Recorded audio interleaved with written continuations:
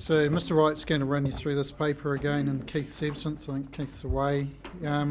It's a very simple update. It reflects that we've had numerous requests just to give you a feel for the landscape. Where are they? What is their compliance status? It hasn't gone into a detailed analysis of the policy and is not recommending changes other than I'd point out there is a stormwater working group within Tank that is considering this very issue, so policy reform is inevitable in the areas where stormwater is greatest, i.e. across the Tank catchments.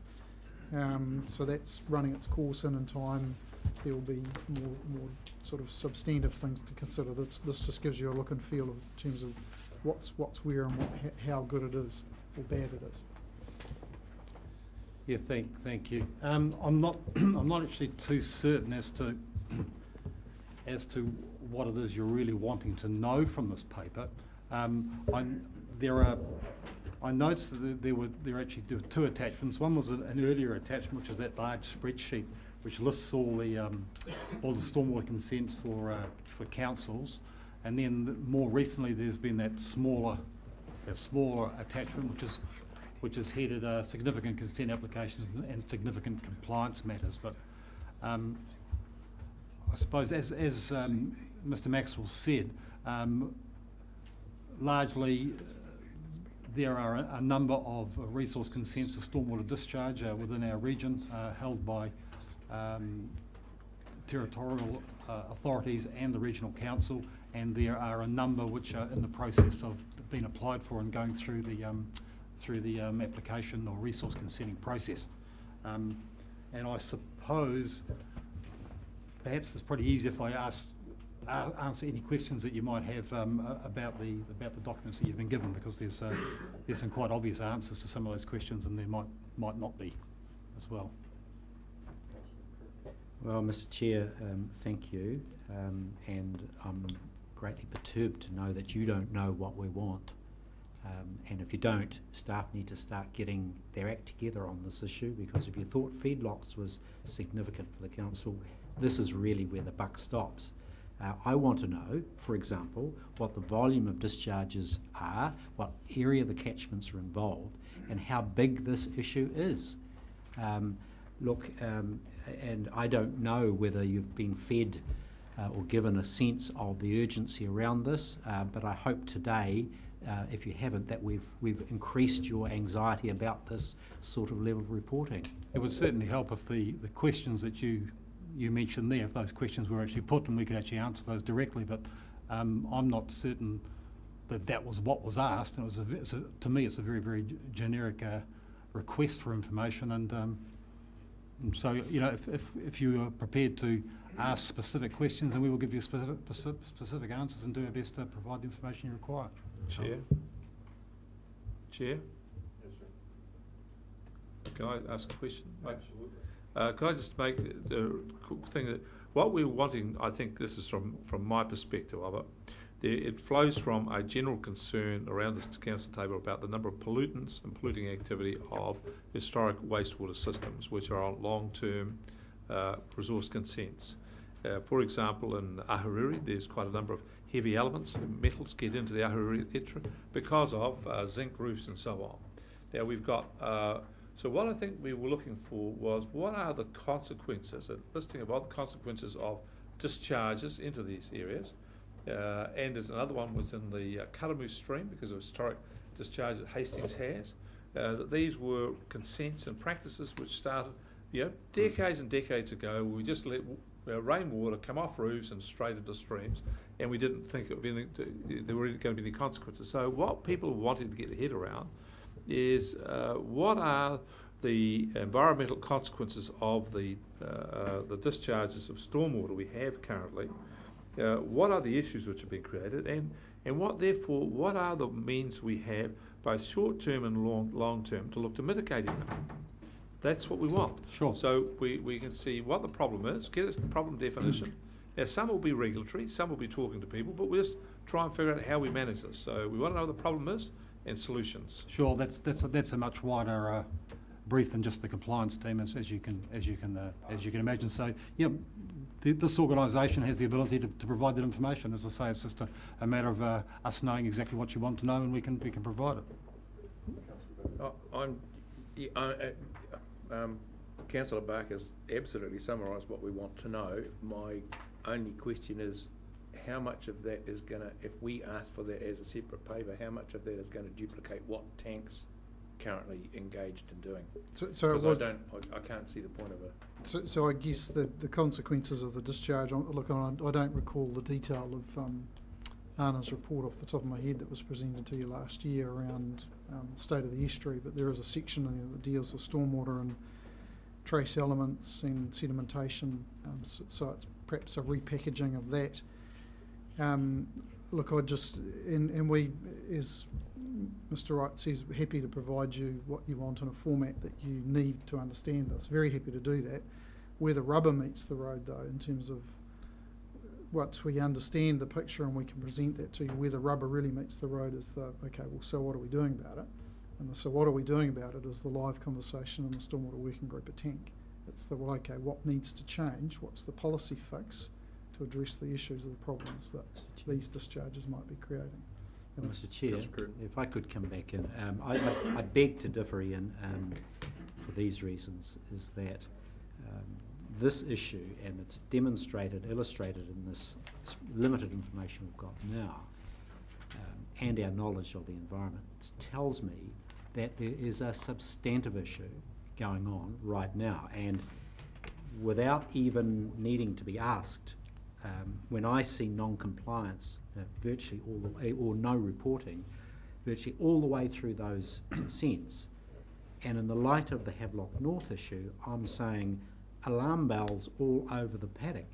So I'm not prepared to wait till Tank reports and we do something in 5 years' time to respond to what was potentially sitting inside the spreadsheet. So I'm asking to know, how big is this problem? We've got immediate consequences in the estuary as we speak, observed through the science, and I'm wanting to have a much clearer picture about how big this issue is, particularly the non-compliance, and that can precede any Tank examination, I'm sure. So just so I'm clear then, because I'm confused, are you talking about understanding the effects of the activity, because that has been reported to Council religiously? So the Karamu work, that multiple stresses work that Sandy presented to you, goes through stormwater effects in spades. Anna's work does as well, so we can represent that, or are you more interested in where are they non-compliant and what are we doing about it, or is it both? It's certainly both, and certainly an understanding of this complex picture, so that we know how big the issue is. And I go back to it, this is much bigger than feedlots. My guess is much greater impact on the environment than feedlots is dwarfed by this. And we can, if I could just pick up on what Councillor Curtin is saying, I mean, you look at the warning shot at us on the Board of Inquiry, as he's saying, on the Havelock North, and you look down at this column that says compliance status, and you see virtually every single one of them saying technical non-compliance, not reported, not this, not that, not this, not that, maybe a half a dozen that say full compliance. I thought this was the scariest chart that we've been presented in years. I think one of the things, Mr. Chairman, you've got to be careful of making that statement is when we're looking here, we were saying technical non-compliance, and we throw our hands up and say, the sky's falling, but when you look to the right-hand side, you've got to understand what a technical non-compliance is. I do. That's what we're asking. We do. We need to know what the scope of this issue is. Are we making a mountain out of a molehill? And the sky has fallen. So what is your understanding that in this case the technical non-compliance is? I have no clue. That's I have what, no sorry, clue. I thought you just said that you knew what it meant. So, I thought you said you knew what it meant. No, I said the opposite. I had no idea what it means. Well, so perhaps I can explain here then. The technical non-compliances which are shown here are because we have not received documentation or data from the consent holder. Now, what this does And here... that's just the sort of thing that got us in trouble, isn't it? Exactly. In Havelock and North. and that's the point I was going to make, and that just goes to show, if you like, why people say there is a dysfunctional relationship between the councils. Now, you could say this is dysfunctional, but this is an issue that we have with all our councils, of getting timely information back from them in accordance with their resource consent, and it's a widely recognised issue between our councils.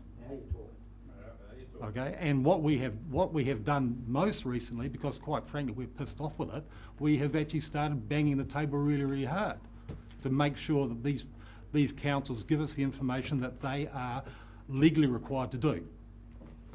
And we are treating them now exactly the same way as we treat anybody else. We so that welcome those doesn't do it. remarks and wish they were items 2 and 3 in this report. So if can I ask a follow-up question? Given that we've got almost no information here on compliance and so, or what the status of the stormwater discharges are and so forth, what on earth is your tank group talking about? They've got no information to talk on, because we've received no reports. So the Stormwater Working Group has yet to report through the main tank group, and what they're presently doing is they're doing a stock take of existing infrastructure and its state, and getting advice on options to improve its performance. So it's very much around what are the rules that we can put in place reasonably to improve the performance of the assets and therefore the environmental outcomes. And that advice has been procured, it's expert advice, it's going to come through the Stormwater Working Group and through the tank group in time. And so Councillor Curtin's concerned about 5 years. Everybody's working on the time frame of having these rules written by the end of this calendar year for the tank plan change. So there is some urgency around it, and the work is going on right now, and it will be reported through in the fullness of time. So that's the best I can offer on that today, but you know, it all goes back to the rules, and the consent conditions reflect the rules, and we have to go through a plan change before we can start amending consent conditions to be in line with those rules. So there's chicken and egg about all this, and it takes time. And look, it's Barker. frustrating for everyone. I agree with that. I'm really impressed with the presentation. I think that section you gave before, I think we'll have that cut out and it'll go viral. This is how reports are received by council. Just come back. If we are getting people who are simply not forwarding the information, can you tell me what is our standard process for escalating this? Because it seems to me, if we continue to have non-compliance, after a while, as an inquiry, not the person who's not complying will have the problem, it will be our problem. And so I think we have to have a process, and if we don't have one, could I suggest that it then be escalated to a meeting of the chair and mayors, or it be a formal letter from the chair? We have to have if the staff are not doing it, it has to become a political issue. To be honest, how it's happening to date, and to a large degree, it's me and my team's fault, because we've been given them far too much latitude, and when it has got to the point where we're well and truly pulling our hair out, we have escalated it to our like the likes of Ian, and that has been addressed with the councils concerned, and we then get the information that we require. But as you can rightly expect, we shouldn't have to do that every time. It should be coming automatically. Yeah, so for example, perhaps I could just add to that, Chair. So for example, Chief Executive of Land Corp just received a letter last week around their stormwater. Napier City Chief Executive's getting one today. What it does bring into bear, or bring into play, is this tension that we've talked about numerous times in terms of we're the good corporate citizen, and how far do we go in terms of getting the right behaviour change, and at what point do we get the stick or the club out and start beating people. And it's certainly right at that end now, and also reflects this perennial problem we have in dealing with other councils is the criticism that we get when we do come in heavy-handed. And from a staff perspective, we're very happy to engage you in a conversation if you think the governance of those organisations should be aware of that and should be pushing at their end to get some conclusions, because it'll make our job a lot easier. So we're very happy to do that. Councillor Bailey. Um, Councillor Bailey. Thank you, Chair. which, I mean, we've talked a bit about what's happening in the tank catchment, but I'm very conscious that the Napier City Council has a stormwater consent for the Tyne Street drain, which is due to report back 2 years after the consent was issued with a catchment management plan, and it has not been completed. It is nowhere near being completed, and the 2 years, as far as I can recall off the top of my head, is due in June or July this year. So, would that be right, John? It's coming up very soon. So, yeah, so I would be keen to know where we're up to with that particular issue. And there are about 10 of these that relate to Central Hawke's Bay. Yes.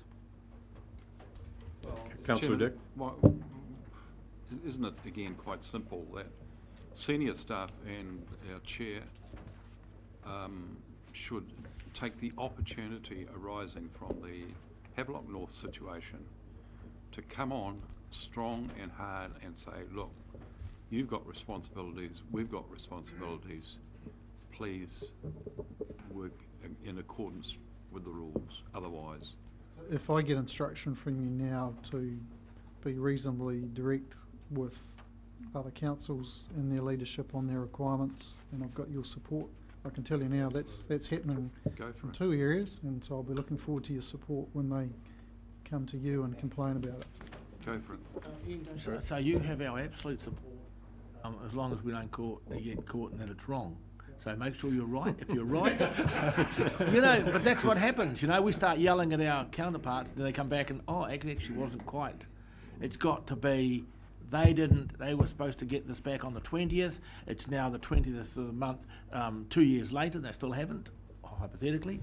1 month later, we will support you 100% to be tough. Would someone like to move us out of this discussion? Could I just make one other thing to be clarified this, because we've dealt with the compliance part of this, the non-compliance, I think.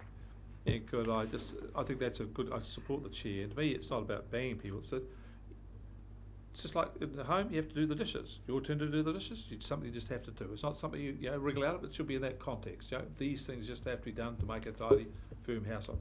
On the other issue though, what I would like to do is for the next meeting, I'm happy to move this way, for the next meeting we get a report from staff on the update on the compliance, but also you can repack, as you want to do, repackage and give us a view of where we are with the resource consents. What we understand are the problems with the stormwaters, what we see is the plans for remediating them, and what other things we could or need to do to improve this. So we want to have an environmental improvement on the environmental outcome. And I share to a little bit Councillor Curtin's concerns that do we want to actually wait for for the gestation period, or things we can do sooner. Does that make sense? Could I just ask that if you have specific things that you'd like to see addressed, could you just flick me an email and we'll build it in? I'm happy to second Councillor Barker's movement, but just with one question, and I don't want an own goal here. I'm looking at 2/3 of the way down where the Hawke's Bay Regional Council is involved in a consent which is significantly non-compliant. What are we doing about that? Which one's that? That's about it's That's Halfway right. down. yeah. CD 9505. Yeah, that's together with Napier City Council. That's right. I think Gary Clode, I think you may be able to assist more with this, and correct me if I'm wrong, but Gary is our regional council, I suppose, representative with Napier City Council. It's essentially a Napier City Council consent, but we're assisting them, and so all the information that we're awaiting, the plans, sampling reports, etc., which have not been provided, we're waiting for from the Napier City Council. Is that correct, Gary? So, If it's any different to what I've just said, yes, but otherwise, I think it's just an extension of the issues I raised before. so we have a motion, right, to accept the report. Accept the report and ask staff to respond to the next environmental committee meeting on the update on the compliance processes, and secondly on the environmental issues and consents of the consent process, environmental issues and impacts.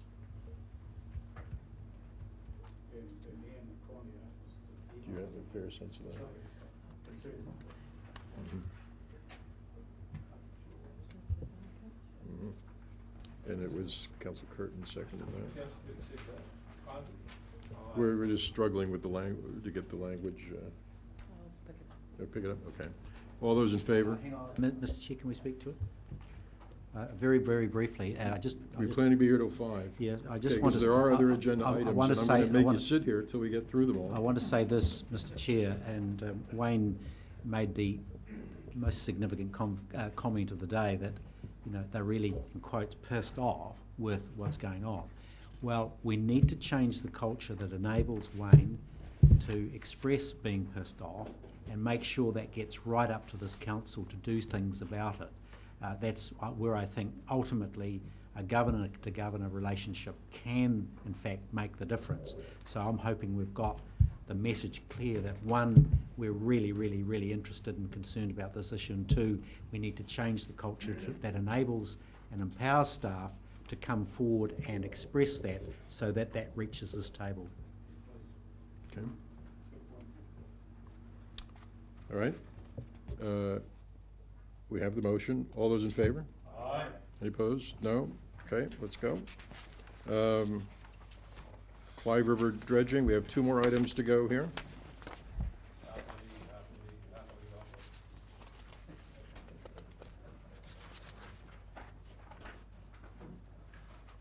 Mr. Chairman, this paper is pretty self-evident, other than the query I've got is, do we take measurements of the depth of the river so that we know what the rate of sedimentation is, and when it's actually going to reach the point where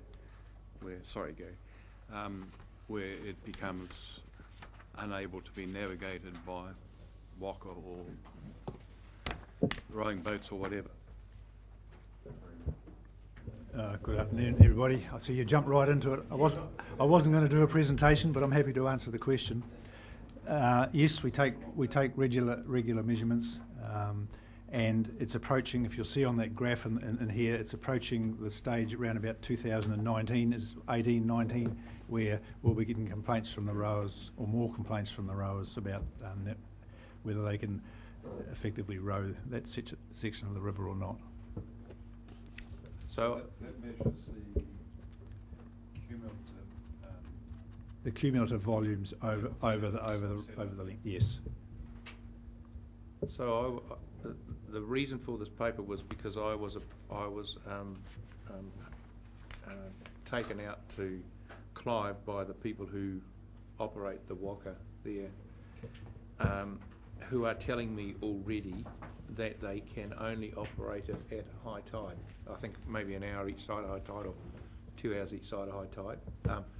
And I'm assuming that a waka has a greater draft than the rowboats that use the same stretch of water.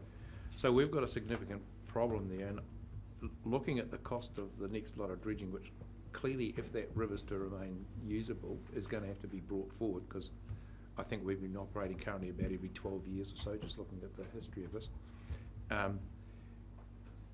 I don't know how the hell we can afford to pay $1 million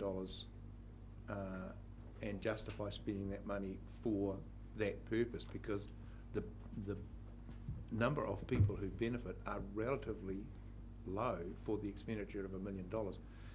So one question I've toyed with is there an alternative place where those sports can go to operate where they're not going to have this problem?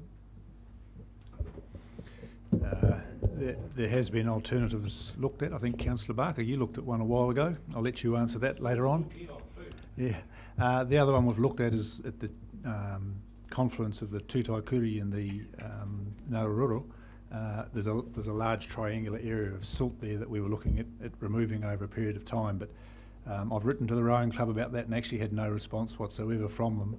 It's probably not as suitable as the Clyde due to the flows. But that's the only ones we've identified to date, apart from the one that Councillor Barker could talk about. The reality is it's the only existing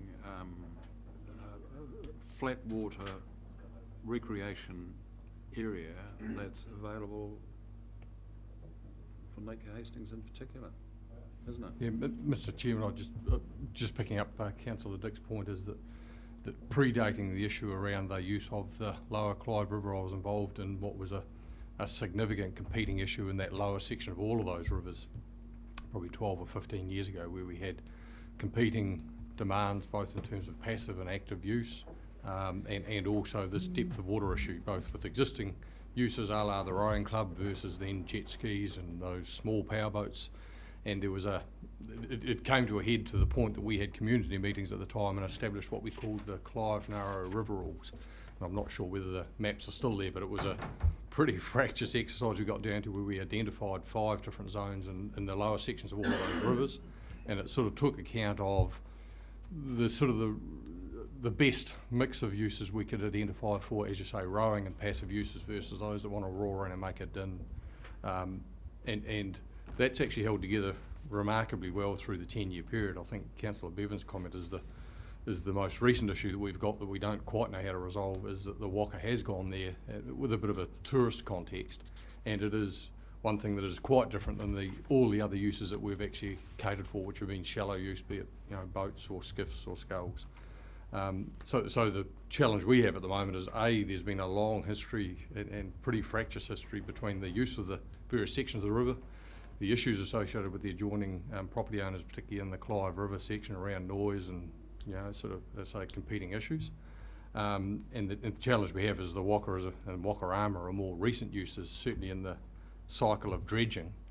And added to Gary's comment that we've had in the past a reasonably accommodating mechanism of how we've dredged and discharged of this material, and with the profile around sediments and environmental concerns, there's certainly a question mark about what options we may use if we were going to dredge it again anyway. So that then potentially aggravates beyond past costs and sort of future opportunities as to how we would do that as well in terms of heavy metals and other challenging issues. So look, it's a bit of a tiger by the tail in terms of not just the Waka or just individual uses. The competing demand, I can remember being involved in those meetings, and it was a bit of a war zone until we came up with those lower river rules. They've been surprisingly successful. So I'd be sort of cautious about trying to unravel too much of that versus this quite discrete issue. But I share your concern about one particular use that now has a deeper, more demanding use, and how we accommodate that, or whether we should be accommodating. So whether we isolate the Waka to a degree and say, well, is there somewhere else for that, acknowledging the dredging requirement is still a need at some point in time when you look at the graph and it deteriorating for the wider use identified for that area anyway. The new site that we're developing at Waitangi, that's not a big enough area for a Waka? It's shallower, is it? And the challenge at the duck shooting season, and we end up with those mini powerboats are up there. It'll be a little bit about recognising it's, as a newer activity, where do you put it that it either sits or fits, or that we're going to get agreement with the other well-established users as well. But it's a challenge about a nice low, slow river as opposed to getting out into the more active rivers. Councillor Barker. Yes. The problem I have here, I've got 2 problems I'd like to comment on. One is that I have heard of the possibility of reverting some of the flow of the Naruru River back into this area, because remember, we pinched it off this section of the river. This is its traditional reach for the Naruru. And I was surprised to learn in this paper here that it would have no effect on the sediment levels. Could I have that checked? Because it does counter to everything I would have thought that a river in storm would have scoured, because they quite often scour at that point, even though they'll drop some sediment, just as my view. The second thing is, what the paper doesn't tell me, is if we don't, that's afternoon tea, if we don't do something here, what's going to be the consequences of it? Because if the river bottom is filling up, as this is what it says, then the carrying capacity of the of the river between the stop banks is greatly diminished, and so we're therefore got a threat in the event of a flood. So I don't know what the long-term consequences of this is going to be. I do feel that the paper misses something as to, yes, we receive it, but it seems to me there's something needs to be done here. Like, what needs to be done? We have got to make a decision, in my view. Just a couple of points. The flow augmentation, we have looked at that fairly quickly, but in terms of the low flow, it had no effect because you couldn't move it. In terms of the high flows, you're discharging sediment-laden water into the river. It'd be a difficult thing to manage the flows to get them through a control structure down the river. It's unlikely we didn't get any significant scarring effect because you've also got the tidal effects at the lower reaches. In any river, even in the Naroro itself, you've got build-up of sediment just because of the effects of the coast and those sorts of things on it. So we just thought it would never work. In terms of the flood capacity, there is ample flood capacity there without having to do any dredging at all, and we don't see the need to continue with that just for flood control purposes. If it starts to build up too much, you can get a change in grades, you can get movement at some of those higher levels, but we have no concerns about that at the present. So we have. Thank you, Chair. The other question, it's not clear in this paper because it probably wasn't part of the scope, was about 6,500 cubic metres of silt per year. Is that mostly coming from upstream coming down, or is that coming in from the, where's that coming from? Because I assume if it's from upstream, then tank over time will deal with that issue in terms of the sediments getting into the waterway. Yeah. For the lower reaches, about the last 2 kilometre, which is the bit that we've traditionally dredged, we believe most of it comes back up through the Naroro. And why we say that is that from the first dredging, we did about 2 kilometres. The second dredging we didn't do, we're about 400 metres shorter, and the sediment hadn't built up there very much at all. So we suspect that that's about where the tidal influence is, and that what's coming down the Karamu is insignificant. And you can go back to 50 odd years since the diversion, or even further since the big 1987 event, and the sedimentation hasn't been great, and we can tell that because there's a gravel layer below. In fact, if you kayak down there and you're pushing your way through the weeds, you can actually go through the mud at times and feel the gravel, so it's not a big amount. Any other questions, comments?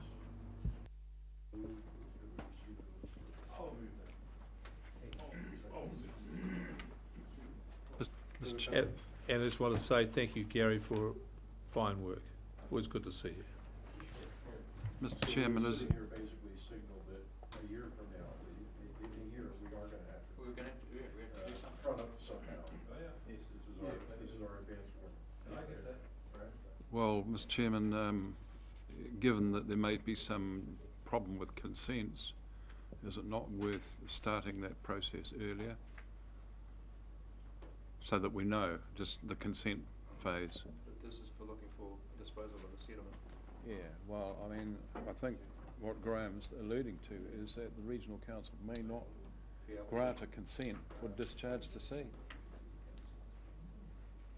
And if it doesn't, well, where do we go to from there? Certainly endorse your comment that, you know, and the discussion that Gary and I have had is something we need to, you know, get a head around and perhaps confirm our level of, you know, concern or issue with that. This wasn't about not doing it. It's a little bit when we would, or what would be the motivation to do it and funding for it. So I say perhaps if we do some of that preliminary work and then bring back a position from there. Fine. All those in favour?